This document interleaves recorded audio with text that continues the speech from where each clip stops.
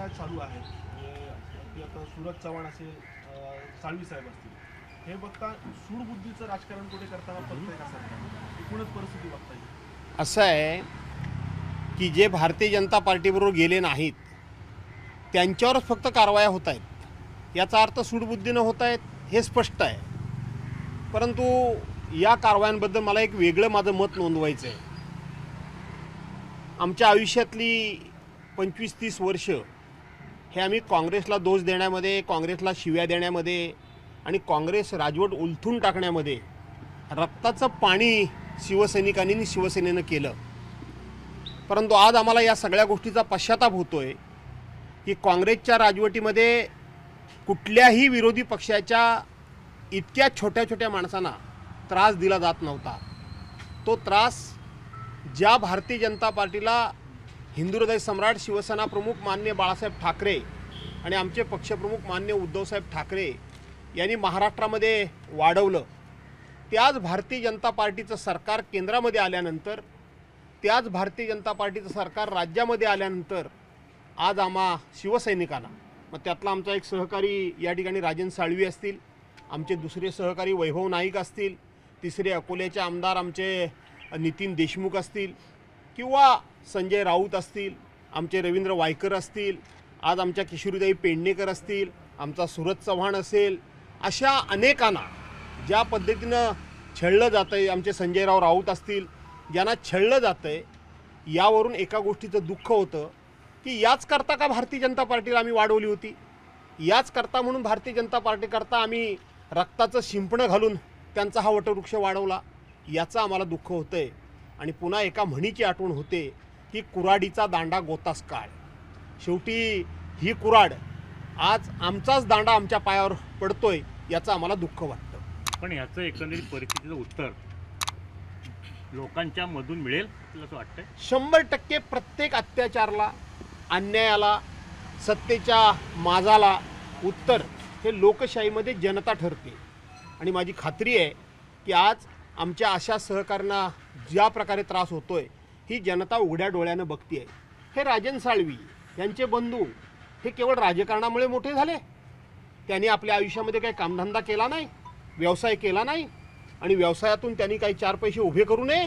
कुठे लोकशाहीमध्ये किंवा कुठल्या असं कायद्यामध्ये, कुठल्या नियमामध्ये असं त्या ठिकाणी लिहून ठेवलेलं आहे की राज्य करणाऱ्या माणसानं, राजकारणातल्या माणसानं आपलं कुटुंब सुस्थितीत ठेवू नये, स्वतःचं कुटुंब व्यवस्थितपणे जगण्याकरता म्हणून त्यांनी काही धंदे उद्योग करू नये, असं कुठे लिहून ठेवलेलं आहे. आणि म्हणून हा जो अत्याचार आहे याला उत्तर नक्कीच जनता देईल याची आम्हाला खात्री आहे. जनतेतून उत्तर मिळाल्यानंतर सत्तेत बदल झाल्यानंतर ह्याची तुम्ही परतफेड करणार? असं आहे की प्रत्येक गोष्टीला उत्तर हे काळ असतो. आज आम्ही या विषयावर भाष्य करू इच्छित नाही, परंतु आमचा जो छळवाद सुरू आहे हा छळवाद निश्चितपणे जनतेला असह्य झालेला आहे. त्यामुळं त्याचं उत्तर आणि त्याचा हिशेब ज्या दिवशी जनता करेल त्याच्यात आम्ही समाधान मानू. आपण जेव्हा कार सेवकामध्ये गेलो होतो याचा एक फोटो या ठिकाणी रेल्वे स्टेशनला असलेला फोटो. मला असं वाटतं की 6 डिसेंबर 1992ला बाबरी मशीद पडली, बरोबर आहे. आज या गोष्टीला झाली 32 वर्ष. देवेंद्र फडणवीसांचं वय मला वाटतं 50च्या आतच असेल. असं आहे की एका शिवसैनिकांनी जी मुलाखत दिलेली आहे, उद्या आम्ही त्यांचे सत्कार ठेवलेले आहेत. संतोष मोरेसारखा एक सामान्य कार्यकर्ता जो माझ्या चिपळूणमधला आहे, तो जो आठवणी सांगतो, त्या आठवणी कोणाला सांगता आलेल्या नाहीत. त्यानं त्या काळात थंडी लागू नये म्हणून मासाहेबांनी दिलेलं ब्लँकेट जे जपून ठेवलेलं आहे ते आज भाजपाजवळ कोणाजवळही नाही. त्यांनी त्या काळातली वर्तमानपत्रातली काढलेली कात्रणं आणि त्याच्यामध्ये असलेला शिवसैनिकांचा सहभाग हे पुरावे त्यांनी समोर ठेवलेले आहेत. त्यामुळं अशा पद्धतीचे फोटो हे आता मॉर्फ करून कोणालाही काढता येतात. एवढंच फक्त मी त्याच्यावर उत्तर देईन. साहेब, जरांगे पाटलांचा या ठिकाणी मुंबईकडे कूच या ठिकाणी सुरू झालेला आहे. जिथपर्यंत आरक्षण मिळत नाही तिथपर्यंत मी माघार घेणार नाही, मात्र नेत्यांना सुद्धा या ठिकाणी गावबंदी करू शकतो असा इशारा त्यांनी दिलेला पाहायला मिळतो. असं आहे की जरांगे पाटलांचा उपोषणाचा विषय हा अत्यंत आता नाजूक वळणावर येऊन ठेपलेला आहे. सरकारनं वारंवार त्यांना वेगवेगळी मुदत, वेगवेगळी आश्वासनं आणि वेगवेगळ्या अपेक्षा वाढवून त्यांचा या ठिकाणी भ्रमनिरास होतोय की काय, अशा प्रकारची परिस्थिती निर्माण झालेली आहे. आणि म्हणून सरकारने या संदर्भामध्ये वेळीच निर्णय घेण्याची गरज आहे. आम्ही सभागृहामध्ये एकमुखी सगळ्याच्याच पक्षाच्या लोकांनी पाठिंबा दिलेला आहे.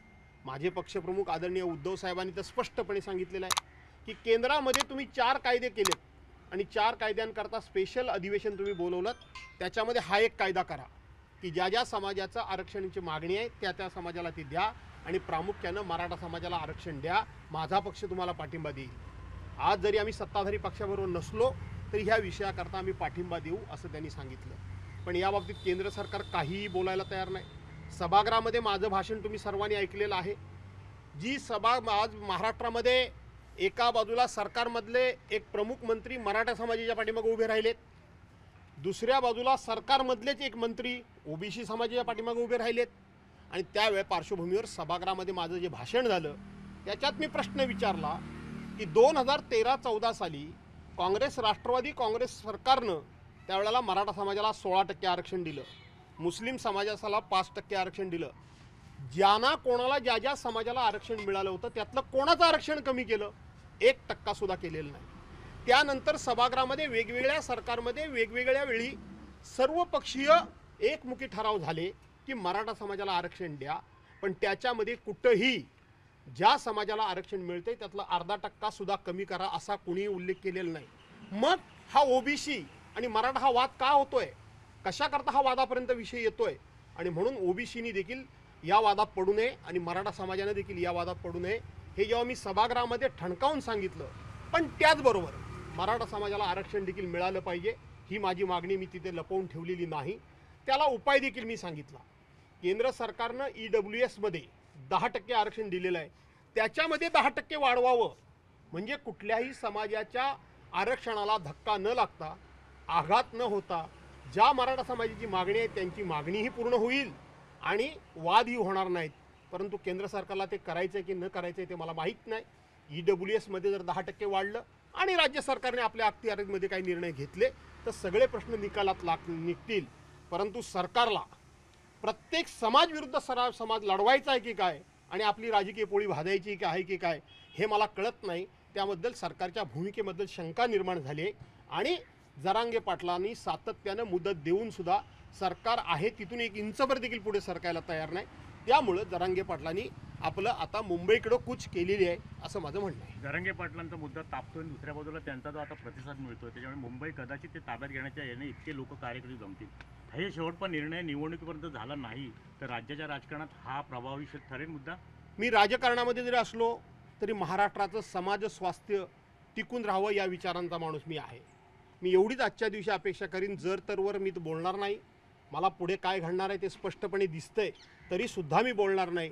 मी एवढीच अपेक्षा करेन की तुम्ही म्हणतात त्या पद्धतीनं जरांगे पाटलांना मुंबईपर्यंत येऊन मुंबई कूच करण्याची वेळ आली तर माझं म्हणणं आहे की सरकारनं वेळीच निर्णय घ्यावा की जेणेकरून मराठा समाजाच्या आंदोलकांना मुंबईपर्यंत येऊन त्या ठिकाणी धरणं किंवा उपोषणाला बसण्याची वेळ येऊ नये अशा प्रकारचा सरकारने तात्काळ निर्णय घ्यावा. माझा पक्ष याकरता सरकारच्या बरोबर आहे. शरद पवारांनी वक्तव्य केलंय की तपास यंत्रणेचा वापर करून कुठेतरी सरकार दहशत माजवण्याचा प्रयत्न करतं. खोटं काय आहे? शरद पवार साहेबांचे आमदार किंवा आज जे मंत्रिमंडळामध्ये गेलेले 9च्या 9 मंत्री यातला एकाच दुसरा मंत्री सोडला तर यांची ईडीची चौकशी नव्हती, यांच्या CBIच्या चौकशा नव्हत्या, यांच्या इन्कम टॅक्सच्या चौकशा नव्हत्या, यांना नोटीस दिलेल्या नव्हत्या. 40 आमदार एकनाथ शिंदेंबरोबर गेले, त्यातल्या किती लोकांच्यावर आरोप आहेत आणि ते तिकडे गेल्यानंतर काय झालं? रक्षाबंधन झालं? काय झालं काय तिकडे गेल्यानंतर? आणि म्हणून पवारसाहेब म्हणतायत हे केवळ महाराष्ट्रापुरेसं नाही. तुम्ही त्या ठिकाणी ते आमदार मंत्री सोरेन, हेमंत सोरेन, शिबू सोरेनचे चिरंजीव हेमंत सोरेन, त्यांच्या राज्यामध्ये काय होतंय? पश्चिम बंगालमध्ये ममता बॅनर्जींचं राज्य आहे, त्यांच्या राज्यामध्ये काय होतंय? अशोक गेहलोतांचं त्या ठिकाणी राजस्थानमध्ये राज्य होतं, काय झालं? त्या ठिकाणी मध्य प्रदेशमध्ये ते राज्य ज्यावेळेला काँग्रेसचं होतं कमलनाथांचं, तिथे काय झालं? दिल्लीमध्ये अरविंद केजरीवालांचे काय हालाल सुरू आहेत.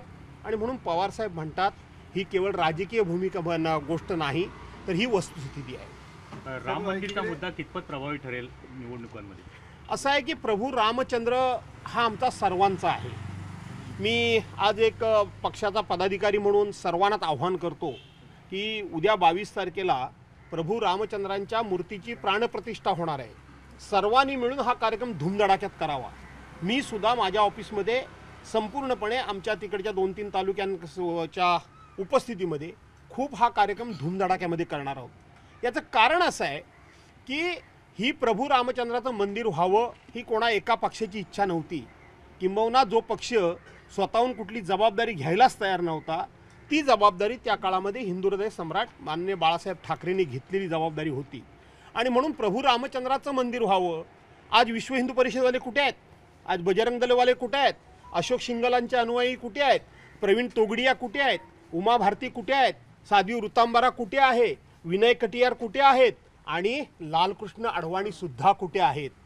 शिवसैनिकांचं बलिदान, शिवसैनिकांचं योगदान जे लोक नाकारतायत त्या लालकृष्ण अडवाणींना सुद्धा याच गोष्टीमुळं कधीही पंतप्रधान होता आलं नाही. पार्लमेंटमध्ये श्रीयुत लालू प्रसाद यादव यांचं भाषण ऐका. त्यांनी काय सांगितलं होतं लालकृष्ण अडवाणींना. आज ते लालकृष्ण अडवाणी कुठे आहेत? देशाचे राष्ट्रपती कुठे आहेत? ही सगळी मंडळी आहे कुठे? देशातले 4 शंकराचार्य प्रमुख जी आपली शंकराचार्यांची जी ही पीठं आहेत, आपली धर्मपीठं आहेत, ते कुठे आहेत? आणि म्हणून हे सगळं डावलून ज्यांना हे राजकारणाकरता करायचं आहे त्यांना उत्तर देशातल्या जनतेनं हेच देणं गरजेचं आहे की राम हा सर्वांचा आहे. सर्वांनी मिळून हा आनंदोत्सव आपण साजरा करूया. ज्यांना कोणाला राम राजकारणाकरता वापरायचा आहे त्यांना राजकारणाकरता हा राम वापरता येणार नाही. तर राम ही आमची श्रद्धा आहे, राम आमची निष्ठा आहे, राम आमची भक्ती आहे, राम आमचं स्वप्न आहे. म्हणून सर्वांनी हा कार्यक्रम धूमधडाक्यात करावा की ज्यांचा हा राजकारणाकरता मतपेटी म्हणून राम वापरण्याचा ज्यांचा हेतू आहे तो स्पष्ट होणार नाही. त्याच अनुषंगानं राम मंदिर तो स्पष्ट होणार नाही, साध्य होणार नाही. राम मंदिराचं निमंत्रण उद्धव ठाकरेंना आलेलं पाहायला मिळतंय. ते उद्या का राम मंदिरात जाणार आहेत? दुसरीकडे मोदी अयोध्येमध्ये या ठिकाणी पाहायला मिळणार. असं आहे की उद्धव साहेबांना निमंत्रण येणं न येणं याला मी फार महत्त्व देतच नाही. कारण शेवटी हा जर कार्यक्रम मोठ्या विशाल मनाने करायचं जर ठरवलं असतं तर याला निमंत्रण द्यायचं की त्याला निमंत्रण द्यायचं नाही हा भेदभाव झालाच नसता. पहिली गोष्ट काय झालं, आज अयोध्येमध्ये राम मंदिर होते कोणामुळे होत आहे? सुप्रीम कोर्टामुळे होते.